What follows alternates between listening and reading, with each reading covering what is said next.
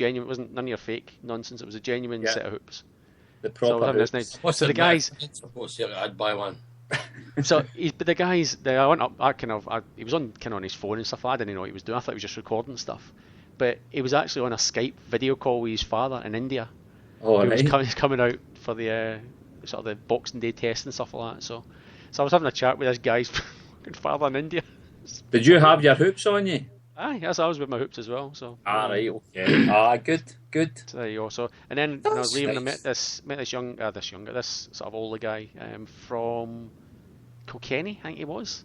With the hoops on. So he was a Hawthorn supporter. He had his Hawthorn top, with his Celtic top underneath. And I think I don't sort of follow even hurling or GA. I've got no idea, but he's going all. It was a hat trick for him. I think Hawthorn win the grand final. I think Celtic had won that previous night, and I think it was like Kilkenny or something. I'd won in the football as well. So back in Ireland, so it was a hat trick. He was a very happy man. Him and his kids. That's so good. There you go. Hoops are everywhere. The hoops are everywhere.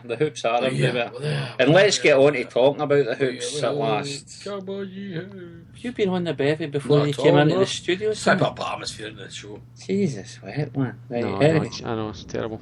He was singing the last one and he get told off, so that's it. That's alright, don't worry about it. Right, that's it. Final warning.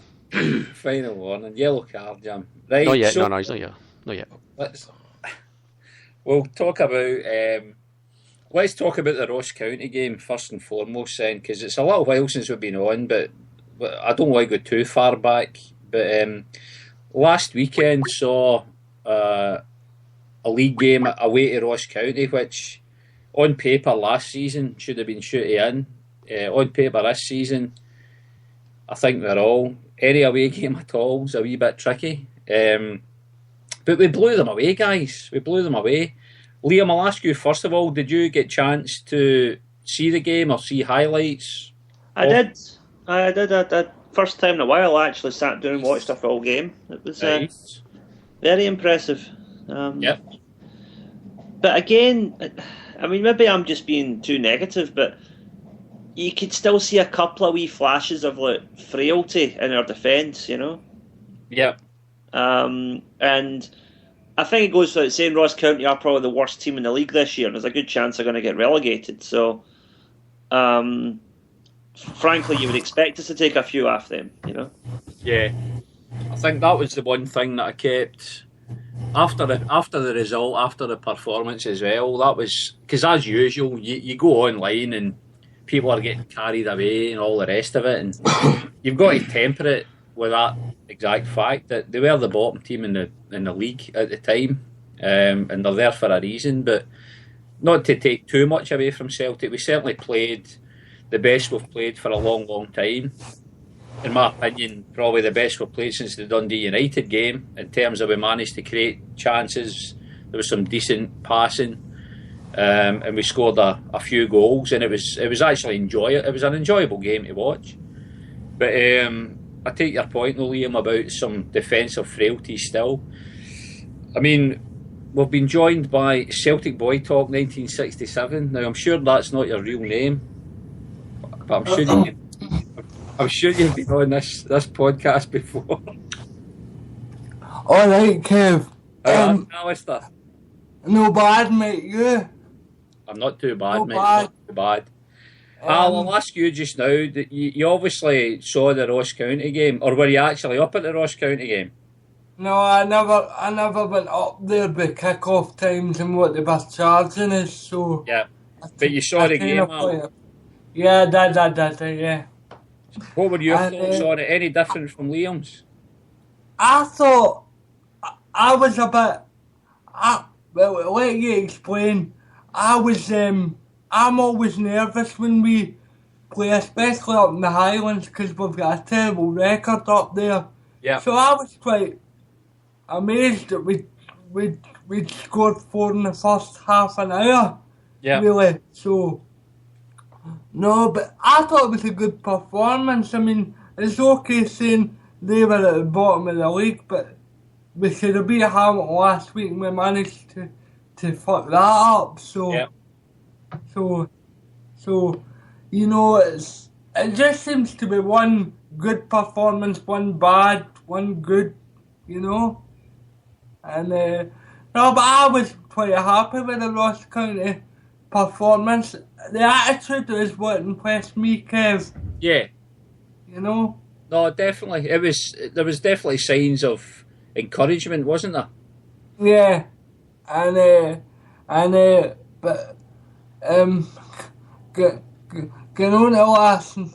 I don't know if you've touched on the Astra game yet, but we haven't yet, Al. But listen, we'll come on to that shortly because I'd quite like to if we can get the Ross County game out of the way first of all, and then we'll come on to the Astra game shortly for the simple fact that it was kind of chalk and cheese. But I'd like to get the thoughts of the other guys prior to that. Right, so, Pat, what about did you caught the game, the Ross County game, Pat?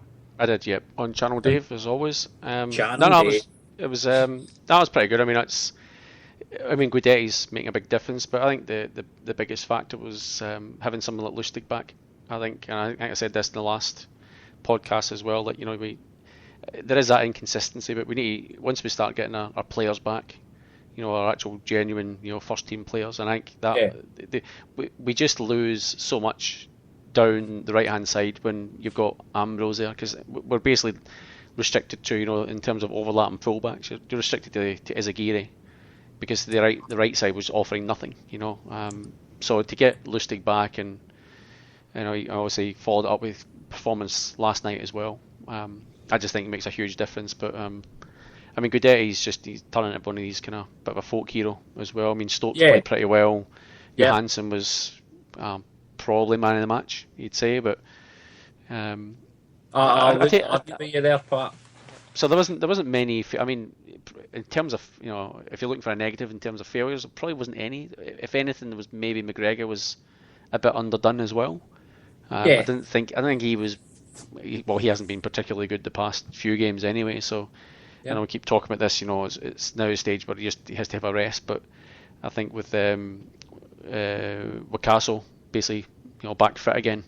I just think he's probably due a bit of a run in the team, and he'll probably offer something down. Whether it's left or right. Depends how. Well, that's a fair point, Pat, and we'll maybe come on to that later when we talk about the Astra game, because obviously we saw Wakaso coming on last night, as did Tony, so we'll maybe touch on that later.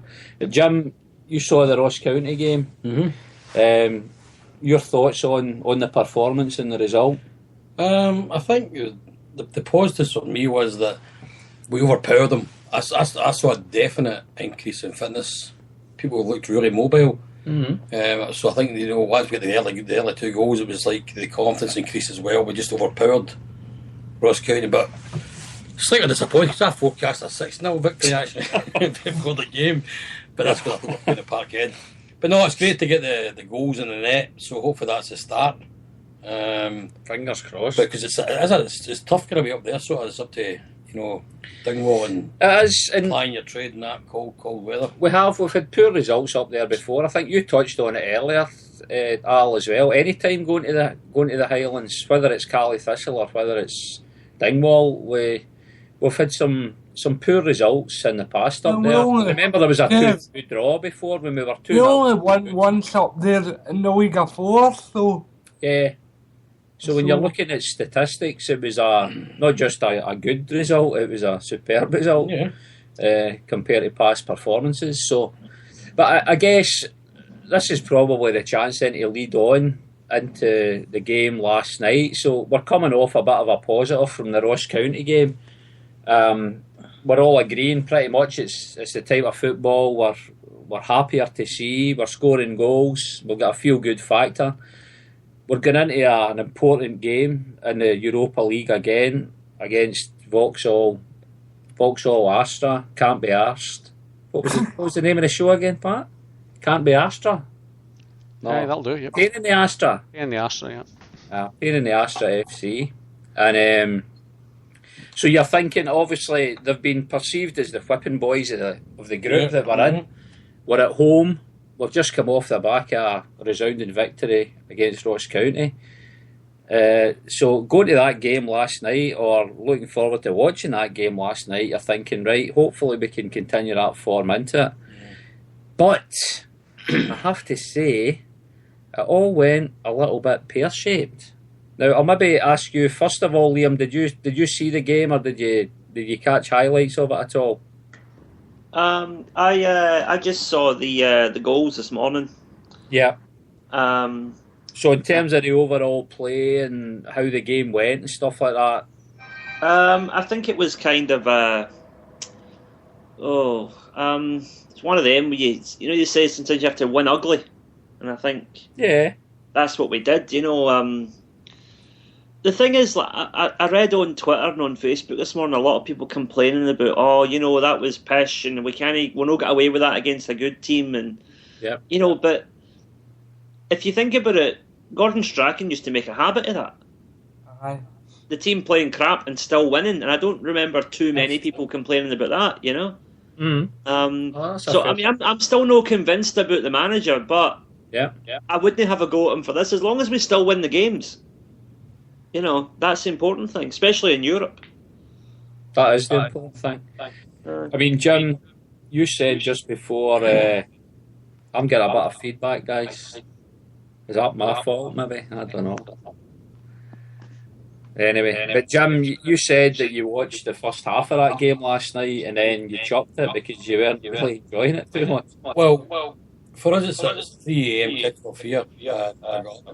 And I watched the first half, and my internet kept cutting off all the time. But what I saw, I was getting a bit frustrated. And then I sat through the half time, and it never cut out once. And then when the game started, I sat for like the first 15 minutes, and it cut off about 5 times. I thought, you know what, I'm going to bed. But I must say, for that 15 minutes, I kept sitting there arguing with myself. I need to watch this. I'm a Celtic fan, I'm a Celtic fan.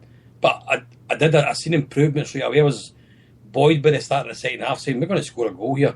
I thought to me there was looked to be a wee bit increase in confidence of the players. All right, they seemed to be starting to get on top of the game, but my internet just blew away because I thought I'm going to bed because I'm up for work soon. So, yeah. But when I woke up, you just try to rub it in. Right. Dirty bastard. When I got up, put on the iPad, saw Celtic won, so that was it. So that was a good result. It was a good result. Pat, did you catch the game? Yep, absolutely. Yep. So give us your thoughts on it. Same probably as everyone. I think the first half it was dire. I think I don't know what sort of what you watched in terms of the feed and stuff like that, but I was watching the BT Sport one and they had Chris Sutton at half time, and not that I necessarily agree with everything he says, but the words pathetic, absolutely pathetic came out of his lips, and it was like hard to argue with, mate. It was pretty much sums things up. That was dire. It was absolutely dire. Yeah. I mean, the second half improved. I mean, I was the point where it was an amazing amount of frustration in the second half, just because you had those sort of half chances, and and you look at it and you think, is Skefovic ever going to score? Is just going to be one of these scenarios? I mean, we'll talk about him probably in a little bit as well, but yeah. I mean, there was improvement, but let's face it, it was still pretty dire. There was improvement from the first half, but again, McGregor was offering nothing, and I'm surprised he even started the second half. Yeah. I mean, he came out. That was kind of the major surprise for me when Castle came on. In fact, I didn't even come on for him. It was Tonev come on for McGregor, didn't he? Yes. And he was equally bad. I have no idea how on earth he's managed to get a contract with Aston Villa and had so many people chasing him, because I see nothing in that guy. I truly don't. The other players, I mean, with Castle, you get a kind of little buzz bomb. You see him, he's busy, he's closing players down and stuff like that. But I just honestly can't see what Tonev offers. I would never have brought him in before with Castle. But anyway, that's just my take on it.